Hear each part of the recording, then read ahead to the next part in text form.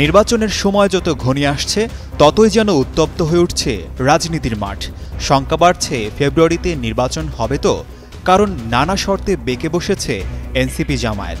NCP বলছে সংবিধান পরিবর্তন আর জুলাই সনদ ছাড়া কোনো নির্বাচন নয়, আর নির্বাচন হতে হলে তা হবে গণপরিষদ নির্বাচন।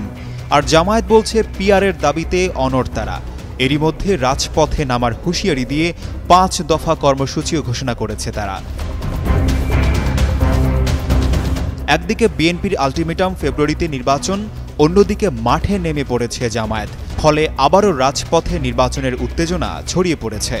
মাঠের রাজনীতির জবাব মাঠেই দেওয়া হবে বলে বিবিসি বাংলায় এক সাক্ষাৎকারে জানিয়েছেন বিএনপির স্থায়ী কমিটির সদস্য সালাউদ্দিন আহমেদ।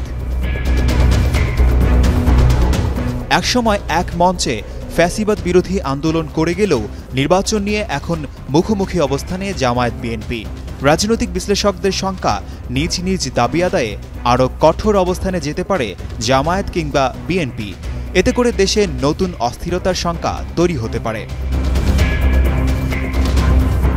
জামায়াতের কেন্দ্রীয় নায়েবে আমির ডাক্তার সৈয়দ আবদুল্লাহ মোহাম্মদ তাহের স্পষ্ট ঘোষণা দিয়েছেন, মানুষের দাবিকে উপেক্ষা করায় গণ আন্দোলনের বিকল্প নেই।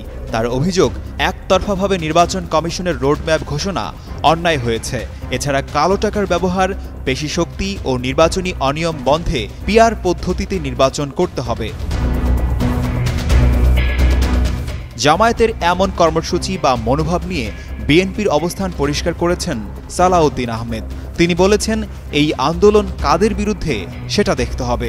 এটা কি অন্তর্বর্তী সরকারের বিরুদ্ধে, নাকি জাতীয় ঐক্যমত্য কমিশনের বিরুদ্ধে, নাকি বিএনপির বিরুদ্ধে? এটা নির্বাচন বাধাগ্রস্ত করার কোনো কৌশল কিনা সেটাও দেখতে হবে।